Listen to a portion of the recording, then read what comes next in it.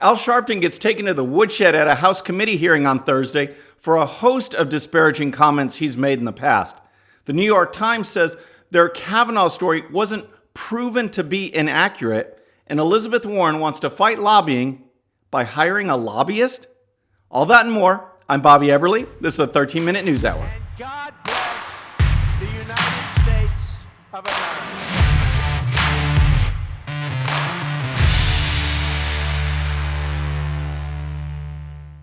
Hello, friends, and welcome to the show. Happy Friday. We're going to dive right in to Al Sharpton. He was testifying yesterday at the House Judiciary Committee, and they were holding a hearing on policing. And Florida Representative Republican Matt Gaetz went after Sharpton, and it was just awesome. Here they are having a hearing on policing, okay? And Sharpton, Gaetz was just having no part of it, because to have Sharpton testify when he's got this history of inciting violence in the communities where these police are being, investigated and stuff like that, a history of bigoted and racist comments, Gaetz wasn't having any part of it, and it was a show for sure. Here's part of it. Reverend Sharpton has come before the House Judiciary Committee The clock should be running. as a purported expert on policing, and yet his bigoted statements undermine the bipartisan work we should be doing to ensure that all citizens are able to come together and have safe communities. All right, the back and forth was just great, and Gaetz hammered him over and over again on bigoted and racist comments from the past, and we'll get to some of those. But here's a clip where Gaetz questioned him on Sharpton's own charity paying him so they could tell his life story, a sum of about $500,000 that Gaetz described as fraud. Check this out. How much money did your charity pay you personally, for the right to tell your life story? My charity owed a certain amount of money to me and asked, could they use that money to have the right to sell any rights to my life, be it documentary, one-man play, or other items. Okay, do you even understand what he's saying there? All right, so then Gaetz asked him about anti-Semitic comments, and here was Sharpton's reply, and it's just, the guy tries to cover everything. Check this out. Have you ever said, if the Jews want to get it on, tell them to pin their yarmulkes back and come over to my house? No, there was a man named Mordecai Levy who had been charged with some terrorist acts, who threatened to march on me and several other activists in New Jersey. And he said he was going to come deal with my hairstyle. And I'm referring to his hairstyle. I said for him to pin it and come on. All right, that one was just awesome, because he basically admits he said it, but he was just talking about one Jewish guy, not a bunch of them. Give me a break. All right, but this one was, out of the hearing, my absolute favorite. I ain't having no march. I believe in fighting. Well, fight then. Ain't nobody holding you. I'll off the man. We'll off him. Plenty of crackers walking around here tonight. Did you say those words? I do not recall saying I will not march. I think for the last 40 years I've marched. All right, so it's just amazing. He doesn't deny saying, I'll off the man. He doesn't deny saying crackers. He just says that, he took issue with whether he marched or not. That was the big thing that he took out of Gaetz's statement there. And I find it absolutely amazing. That's like, wait, I didn't say that part. But next we're going to talk about the New York Times, because we've been talking about them all week. The story about Kavanaugh, Supreme Court Justice Brett Kavanaugh, is just a massive hit piece, and they're being called on it. And I think the media doesn't know how to react these days when they're being called on these inaccuracies, false stories, hit pieces like this. And again, they're in damage control. They're sending people out to go on these TV shows. But every time they speak, it just shows this mentality of this leftist arrogance that they just wonder, how could you even question us? So the former editor-in-chief, Jill Abramson, went on Fox News, and here's part of what she said. I think my move would have been the moves that the Times has made. No one has challenged the basic accuracy of the story that they published or of what's in the book. So no one has challenged the accuracy. That is the standard of reporting these days. Again, it's like this whole concept now that you saw with President Trump of a guilty until proven innocent. And how do you challenge the accuracy when the person that you say made this allegation says it never happened? So she doesn't remember anything like that. Her friends say it never happened. And how are you supposed to challenge a story that's not true? The New York Times has it all backwards. And their star witness that they mention in not only the column this past weekend, but in this book, Max Stier, he's gone toe-to-toe against Kavanaugh in the past. He is a partisan activist. He represented Bill Clinton back in the 90s, and he is a partisan. He is a Democrat operative, and this is the person who all of a sudden said last year that, oh, Kavanaugh did this at a party, and now they're bringing him up again in this new book, when what he says, he's talking about a woman who denies that it ever happened. Yet this is a credible witness. So Harris Faulkner over at Fox asked about this, and here was the comments. Max Stier, who is the person who went to the FBI. Former Democratic operative for the Clintons. Yeah, he works for a nonpartisan political group now. I don't know that you could characterize him as a partisan.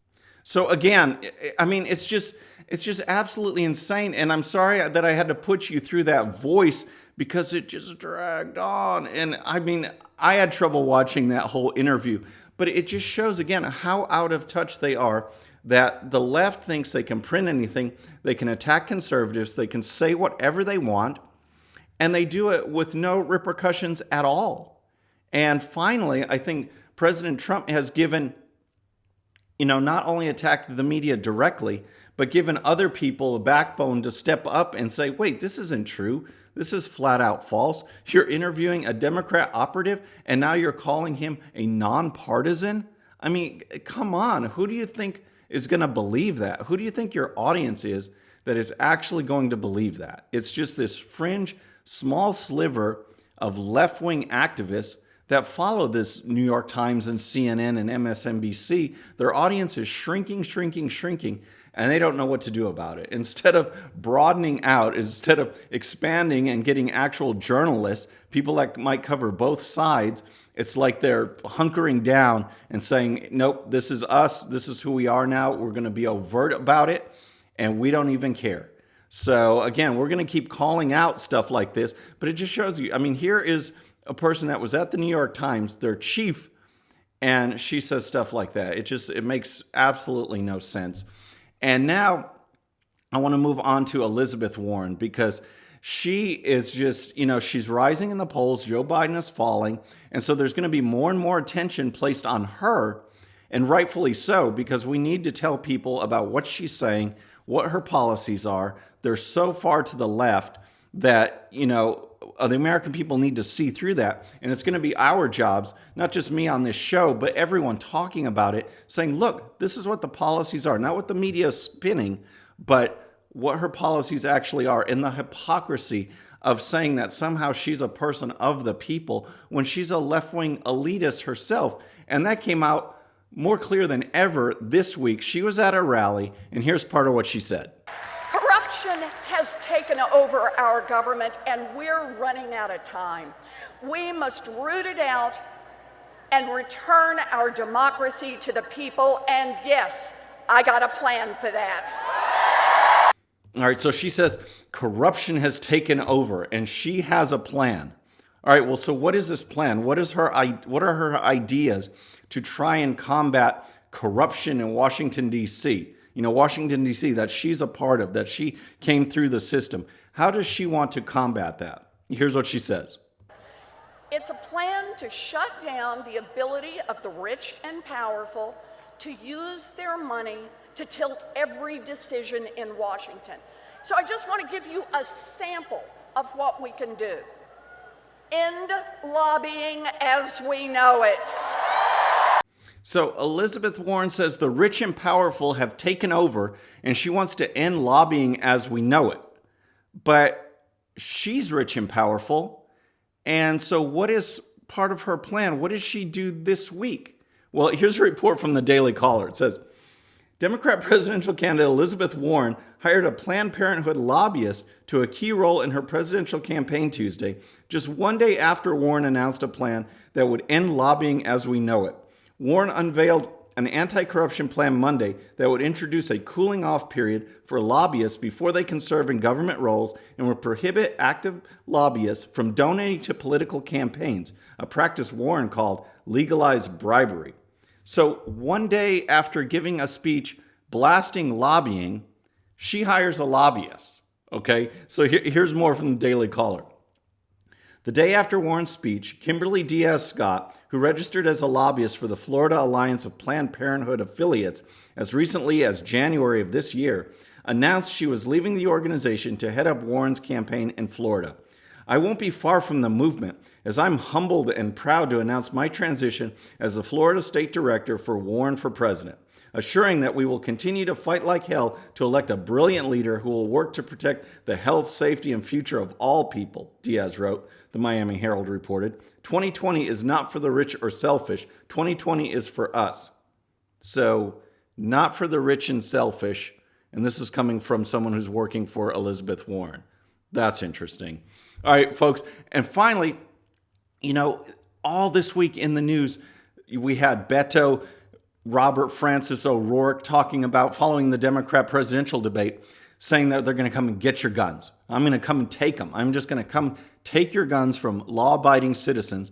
And then this week, Kamala Harris followed up with that. She said she was going to do the same thing, have a government buyback, force people to get rid of their firearms. So I was searching around the internet and I found a song that was just awesome. And it just fits so perfectly with what's going on with Robert Francis and with Kamala Harris. This is from Toney Ramey from his Soul Survivor album. And I just wanted to give you a little clip of it. Check this out. If you're coming for my guns, come and get them, son. Go on and take them if you think you can. I'll be waiting at the door and I'm watching for you when you step foot on my land. So again, that was, he's just, the whole song is like that. He just lays it out. It's basically come and get it. You want it? Come and get it. And I reached out to Tony, and he is a great guy. And I've got links to this album and others. It's on iTunes. It's on Spotify. I've got a link in my comment and in the description to his YouTube video for this song. The album's awesome. He has a duet with Willie Nelson.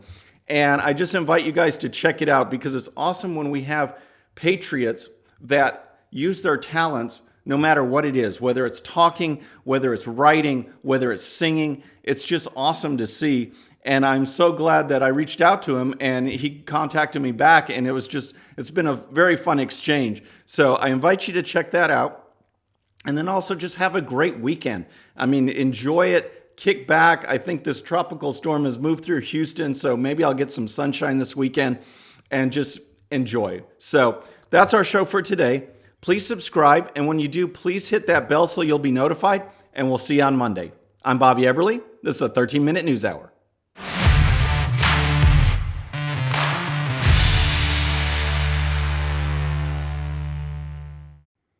Okay, friends, just a little reminder before you go, and no, this does not count against my 13 minutes. Please hit the subscribe button below and tell your friends. And if you happen to miss our last show, you can check it out right here. And also for great conservative news and commentary, please check out GOPUSA.com. All right, folks, we'll see you on the next show. Have a great day.